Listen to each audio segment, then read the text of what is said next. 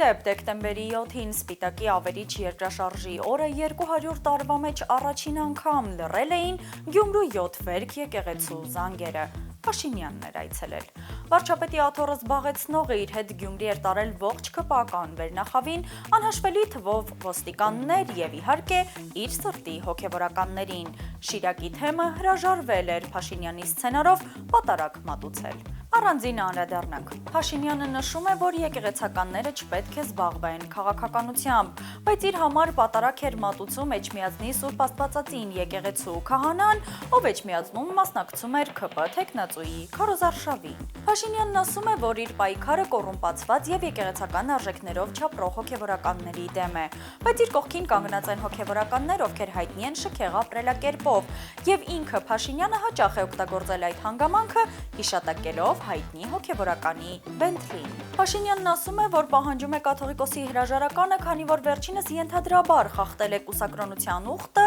եւ զավակ ունի, բայց իր կողքին կանգնած է արքեպիսկոպոս, ով օդում կախված եւ չհերկված տեղեկությունների համաձայն ունի որդի, ով Փաշինյանի ձեռամբ բազմաթիվ բարձր պաշտոնների է նշանակվել։ Կարճաժամկետ։ Այդ պարագայում ում դեմ է իրականում պայքարը՝ հոգեվորականների,